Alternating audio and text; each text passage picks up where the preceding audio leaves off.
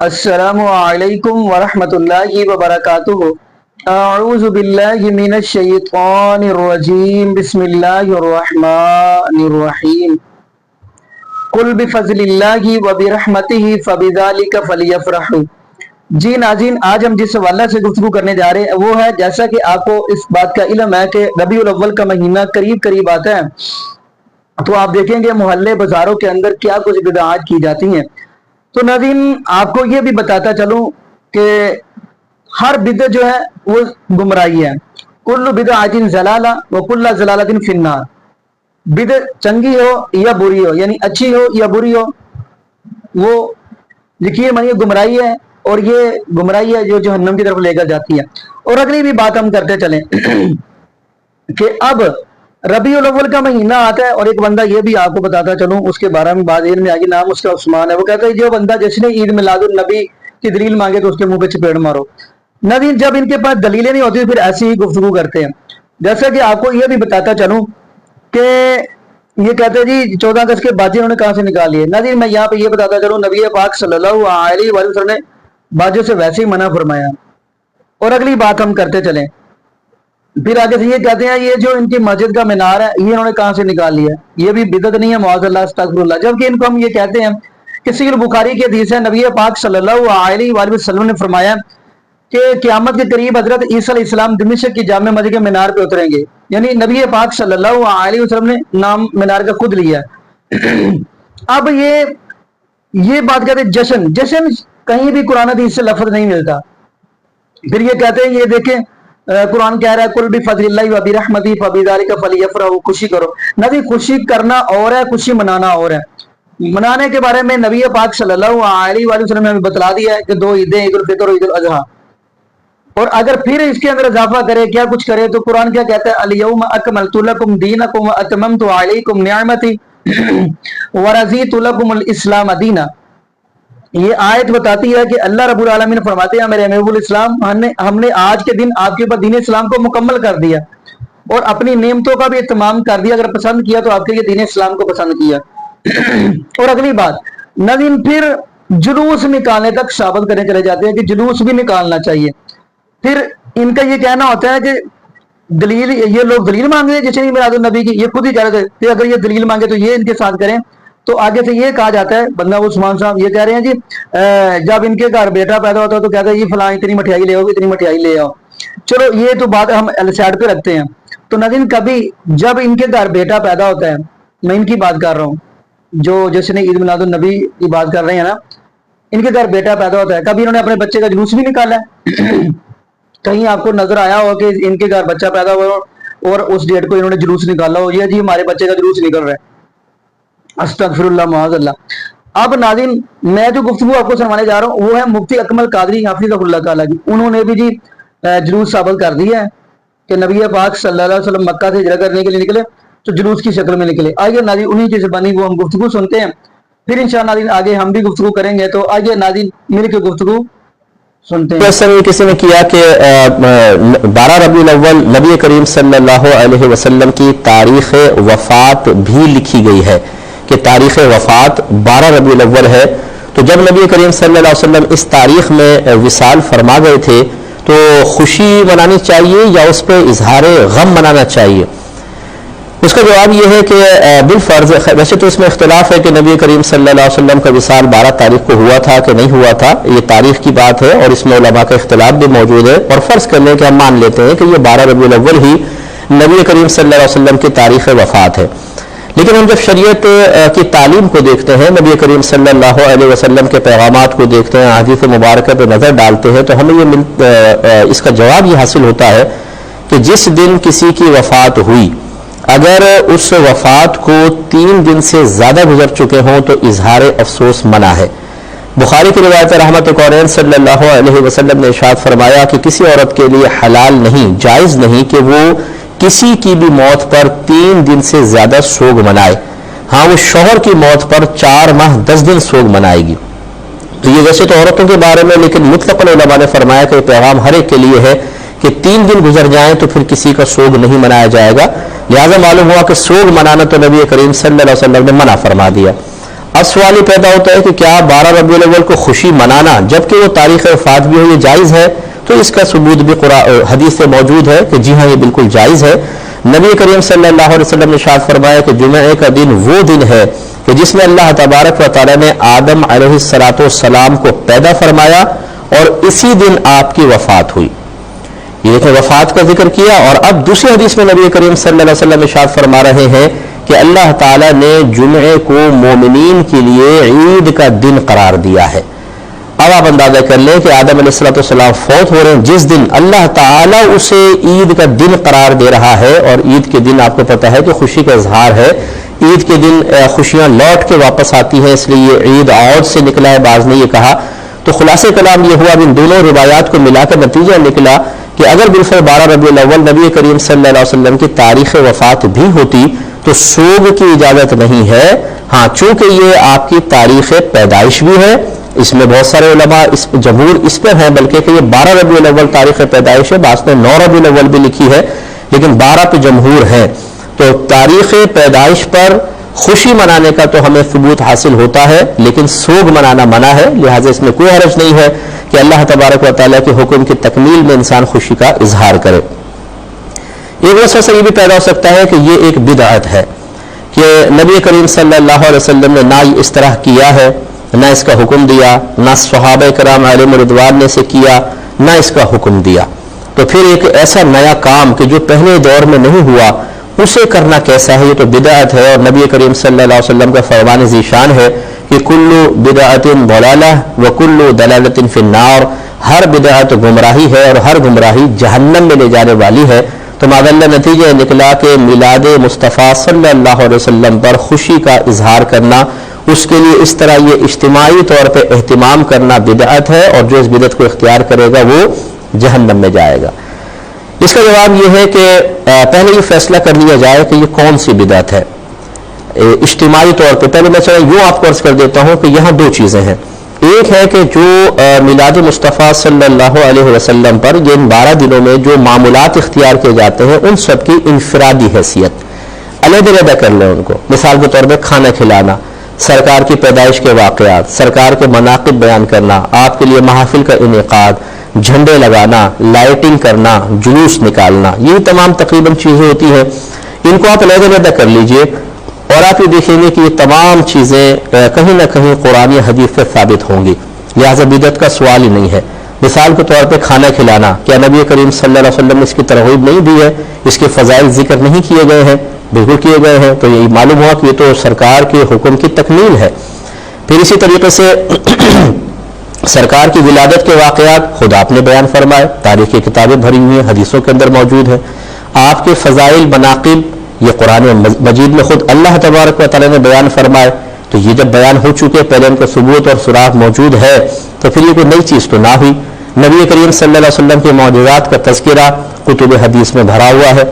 اسی طریقے سے لائٹنگ وغیرہ کرنا یہ اظہار خوشی کا ایک طریقہ ہے، اور یہ اسی قل بفضل اللہ وبرحمتہ فبذلک فلیفرحوا کے تحت آئے گا کہ اگرچہ اس طریقے سے نبی کریم صلی اللہ علیہ وسلم کے دور مبارکہ میں موجود نہ تھا، لیکن ہر دور میں جو خوشی کے اظہار کا طریقہ ہو اور اسے قرآن و حدیث نے منع نہ کیا ہو وہ اسی آیت کے تحت آئے گا۔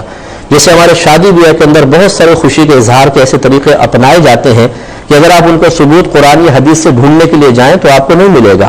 اسی طرح کسی کی فتح پہ خوشی کا اظہار ہوتا ہے مختلف انداز سے، اگر آپ بیانی اس کا ثبوت قرآن و حدیث سے تلاش کرنے کی کوشش کریں گے تو نہیں ملے گا۔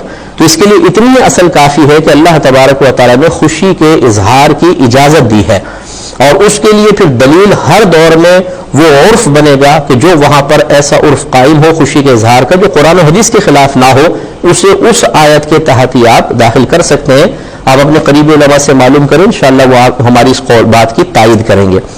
اس کے بعد جلوس نکالنا جیسے ہے، مثال کے طور پر یہ جلوس اصل میں اس جلوس کی یاد میں نکالا جاتا ہے یا اس کی مشابہت اختیار کی جاتی ہے جو نبی کریم صلی اللہ علیہ وسلم نے بعد ہجرت مکہ المکرمہ سے مدینہ منورہ آتے ہوئے جب ایک جلوس کی شکل میں آپ مدینہ میں داخل ہوئے تھے تو جو ایک حیات اس وقت قائم ہوئی تھی، اس حیات کو قائم کرنے کی مسلمان کوشش کرتے ہیں۔ نبی کریم صلی اللہ علیہ وسلم جب تشریف لائے مدینہ کے قریب پہنچے تو حضرت بریدہ اسلمی رضی اللہ تعالی عنہ جو اس وقت تک ایمان نہیں لائے تھے اور کفار کی طرف سے قائم کردہ انعام کے لالچ میں نبی کریم صلی اللہ علیہ وسلم کو معاذ اللہ گرفتار کرنے کے لیے آئے تھے. جب یہ سامنے پہنچے تو رحمت کونین صلی اللہ علیہ وسلم نے زمین سے فرمایا اے زمین اس کو پکڑ لے. تو ان کے گھوڑا گھٹنوں تک زمین میں دھس گیا. وہ گھبرا گئے اور انہوں نے نبی کریم صلی اللہ علیہ وسلم سے معافی طلب کی کہ میں معذرت چاہتا ہوں کہ میں نے آپ کو اس طرح میں نے آپ کے لیے ارادہ کیا, میں واپس چلے جاؤں گا, آپ مجھے چھوڑ دیں. رحمت کونین صلی اللہ علیہ وسلم نے زمین سے فرمایا اس کو چھوڑ دے. زمین نے چھوڑ دیا. وہ پلٹے لیکن پھر دل میں خیال آیا کہ شاید ہی ویسی ہو گیا ہوگا, چلو پھر میں پکڑتا ہوں. پھر ارادے سے پلٹے. نبی کریم صلی اللہ علیہ وسلم نے وہی سابقہ حکم فرمایا, زمین میں پکڑا. پھر ریکویسٹ آئی, سرکار نے پھر کرم فرمایا اور ان کو چھوڑ دیا. تو حضرت بریدہ اسلمی رضی اللہ تعالی عنہ سمجھ گئے کہ یہ کوئی جادو ٹونا نہیں ہے بلکہ واقعی آپ اللہ کے نبی ہیں اور یہ معجزے کا اظہار ہے. لہٰذا آپ نے کہا رسول اللہ میرے 70 ساتھی میرے ساتھ ہیں, میں چاہتا ہوں آپ ہماری بیعت لیں اور ہم سب کو مسلمان کریں. سرکار صلی اللہ علیہ وسلم نے ان سب کو مسلمان کیا. اس پر بریدہ اسلمی رضی اللہ تعالیٰ عنہ نے گزارش کی رسول اللہ صلی اللہ علیہ وسلم میں یہ چاہتا ہوں کہ مدینہ منورہ میں آپ کا داخلہ جھنڈے کے ساتھ ہونا چاہیے. سرکار نے اجازت مرحمت فرمائی تو آپ نے اپنا امامہ کھولا اور اسے نیزے پہ باندھا اور اس طرح اوپر کیا تو ایسا جیسے ایک جھنڈا ایسا ہو گیا. وہ آگے کے چلتے تھے, 70 صحابہ ساتھ تھے, نبی کریم صلی اللہ علیہ وسلم اور صدیق اکبر رضی اللہ تعالیٰ عنہ اس طرح آگے بڑھے. اور پھر دیگر صحابہ جب مدینے قریب پہنچے وہ بھی اس جلوس میں شامل ہوئے. اب ایک طرف بچیاں ترانے گا رہی تھیں, طلع البدر علینا من ثنیات الوداع وجب الشکر علینا ما دعا للہ داعی. اور صحابہ کرام عورتیں بچے گھروں پہ ہیں اور پہاڑیوں کے پیچھے درختوں کے پیچھے لبیک یا رسول اللہ کے نعرے لگ رہے ہیں. تو آپ اندازہ کریں, ذرا غور و تفکر کریں کہ اس جلوس کی حیت اور جو آج جلوس نکالا جاتا ہے اس میں آپ کو بہت زیادہ مشابہت نظر آئے گی. میں مشابہت تامہ تو نہیں کہوں گا کہ آج نبی کریم صلی اللہ علیہ وسلم جسمانی لحاظ سے ہمارے درمیان جلوہ افروز نہیں ہے, لیکن بہرحال اس کی مشابہت ضرور نظر آئے گی. تو اس جلوس کی یاد میں مسلمانی جلوس نکال رہے ہیں تو اس کی اثر سے قرار دیا جا سکتا ہے, تو بدعت تو نہ ہوئی. اسی طریقے سے مطلب اور جو دیگر اہتمام جیسے محافل وغیرہ کے انعقاد, بچے نے بھی کوشچن کیا تھا نعتیہ محافل. اگر آپ تھوڑا سا غور کریں تو جب کفار نے نبی کریم صلی اللہ علیہ وسلم کی بسا اوقات ہجوف کی, آپ کے لیے ایسے شعر لکھے, تو نبی کریم صلی اللہ علیہ وسلم نے حضرت حسان بن ثابت رضی اللہ تعالیٰ عنہ کے لیے خاص طور پہ مسجد میں منبر قائم فرمایا اور فرمایا کہ حسان ہماری طرف سے ان کو جواب دے. تو اشعار کی شکل میں حسان بن ثابت رضی اللہ تعالیٰ عنہ نے جواب دیے. سرکار اور صحابہ کرام جلوہ فروز آپ جواب دے رہے. تو یہ ایک نعتیہ محفل کیسا ایک سما ہے کہ جو آج قائم ہوتا ہے, اس طریقے اس کی یاد آج بھی قائم ہو رہی ہے. تو معلوم ہوا کہ انفرادی طور پہ تو ہر چیز کا کوئی نہ کوئی ثبوت آپ کو کہیں نہ کہیں ملے گا, لہذا کوئی بھی چیز اپنی اصل کے اعتبار سے بدعت نہیں ہے. اس پہ کلام کرتا ہوں, یہ قول المنتظر. السلام علیکم. خلاصہ کلام یہ ہوا کہ دیکھیں میلاد مصطفیٰ صلی اللہ علیہ وسلم پر جو جو امور اختیار کیے جاتے ہیں, اگر ان سب کو آپ انفرادی طور پہ دیکھیں تو کسی نہ کسی کا کہیں نہ کہیں کوئی نہ کوئی ثبوت قرآن سے یا حدیث سے ملے گا یا اس کی اجازت قرآن یا حدیث سے ملے گی. لہذا انفرادی اعتبار سے ان میں سے کسی بھی چیز کو بدعت کہنا صحیح نہیں ہوگا. جی ناظرین, آپ نے یہ ویڈیو ملاحظہ فرمائی. تو ناظرین دلیل کیا دی ہے, وہ سراقہ بن مالک والی جب نبی پاک صلی اللہ علیہ وسلم کے پیچھے لگا تو اس کی سواری زمین کے اندر دنس گئی. اور اگلی بات ہم کرتے چلے ناظرین, نبی پاک صلی اللہ علیہ وسلم کے صحابہ کی کیفیت کیا تھی. بلکہ آپ نے شروع میں ہی مفتی اکمل کی قادری کی گفتگو سنی, انہوں نے کہا کہ ولادت کے اندر اختلاف ہے. فتاوی رضویہ کے اندر 8 ربیع الاول, جس بندے نے ریاضی نکالا یعنی میتھ نکالا اس نے لکھا 9 ربیع الاول.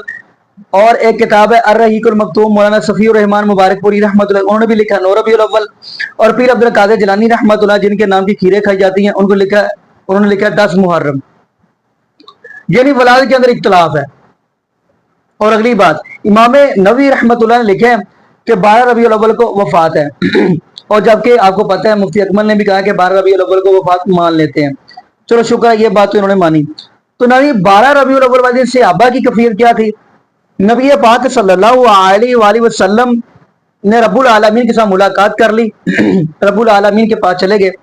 اب حضرت ابو بکر صدیق رضی اللہ تعالی عنہ کو اس خبر کا بتایا گیا, علم ہوا, اور جلدی سے آئے ہیں سواری کے اوپر اور بھاگ کے آئے ہیں. اور سواری سے نیچے اتر کر پہلا کام کیا کیا, نبی پاک صلی اللہ علیہ وسلم کے چہرے سے چادر ہٹا کر بوسہ دیا. یہ حدیث ہے صحیح البخاری کی.